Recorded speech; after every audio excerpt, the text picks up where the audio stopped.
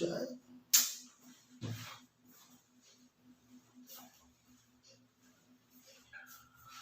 Hello students, how are you? In last lectures, we have talked about the different definitions of the economist. First one was the Adam Smith, then Marshall, and then Robin.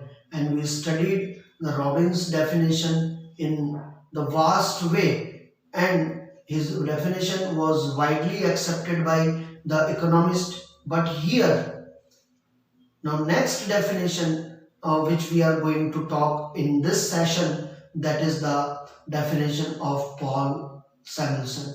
And this, when you study this definition, when you read this definition, it will be somewhere equivalent to Robin, but something is different in that. Okay, let's try to understand.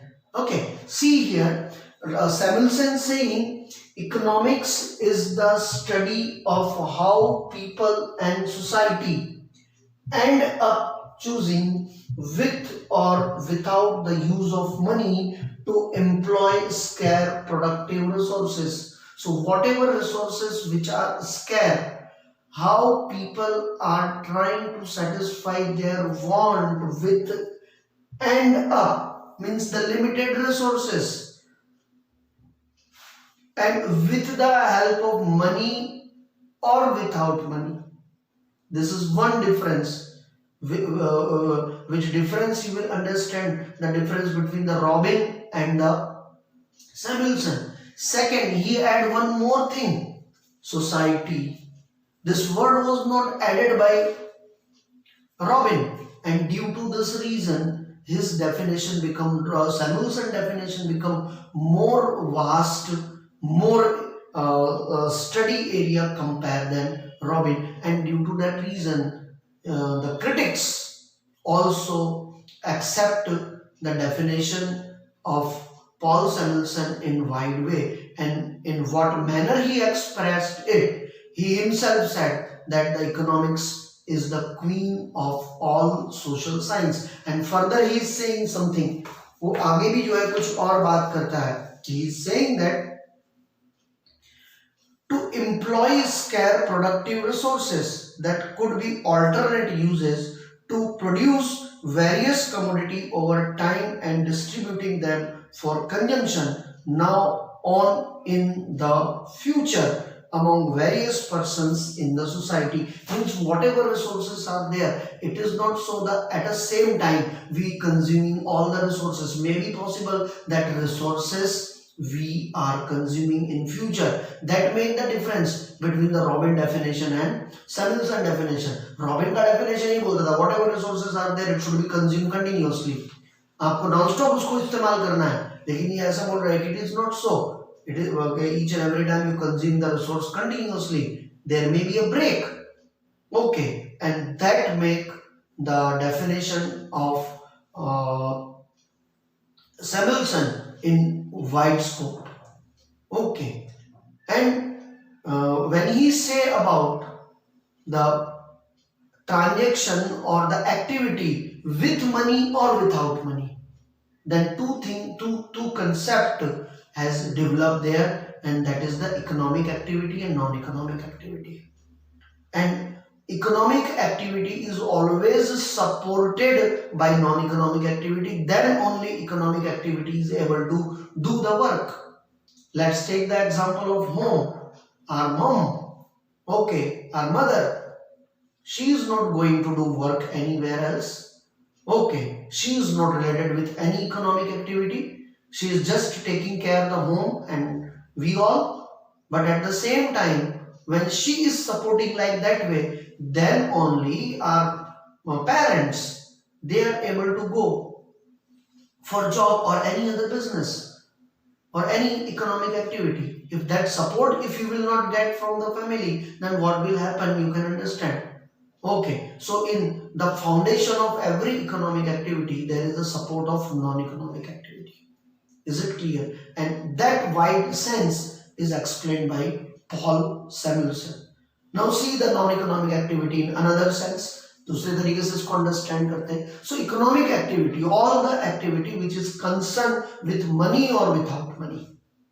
Okay, whatever work you do with the help of money, जहां पर भी पैसा जो है आ रहा है, whatever activity you done in the presence of money, that activity is the economic activity. And that all activity there is no money, as I told you earlier, mummy is providing services to us at home. We are not counting that in the term of money. So that type of activities are non-economic activity. Even I am teaching you, okay, against of that I will get the salary, that is the economic activity. But at the same time, if I am teaching my wards, my children, then they are not going to pay me any kind of remuneration. So that is a non-economic activity. Similarly, one nurse is there, she is serving in a clinic or a hospital. Against of that, she is going to get the remuneration, economic activity. But at the same time, during the illness, she is treating her son or her husband. Okay, she will take care at that time. She is not going to get any remuneration against of that, and that is a non-economic activity. Okay, after understanding this much, one more concept is there in economics, and that is the micro and macro economics. So what is the meaning of micro? This both word micro and macro, it is derived from the Greek word micron and macron. Micron means the too small and macron means the too large.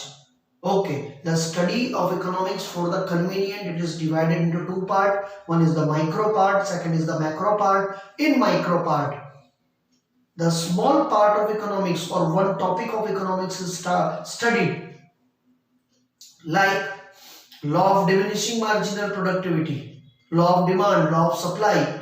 All these are related to microeconomics. Individual demand, individual supply, that is the subject of microeconomics. When you study the economics in broad sense, suppose you are studying about the national income, suppose you are studying the economics about poverty, unemployment in vast sense, then that is the macroeconomics. शायद समझने में तकलीफ पड़ी होगी, मैं इसको और आपके अंडरस्टैंडिंग के लिए एक्सप्लेन करता हूं. In your school, you are the student of standard 11th, commerce, English medium.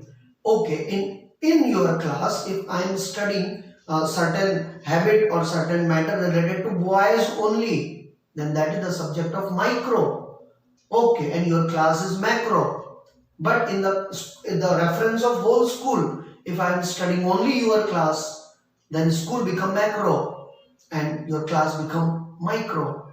Okay, in the reference of whole Halol, I am studying only the color of school, not the another school, then school become micro, Halol become macro.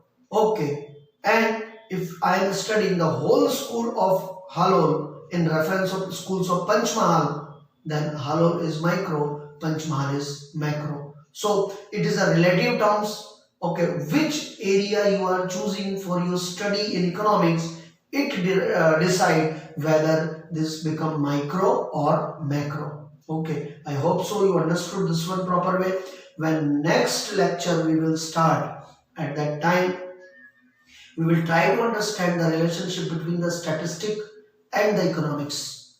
Okay, and how statistic is helpful in economy to present its different datas. Okay, how the different datas are present in the form of picture graphically, that we will try to understand. How to make it, that also we will try to understand. And last, what is the importance of economics in daily life, that one also we will try to understand, and then this chapter will be over. Okay, bye, see you all of you, take care.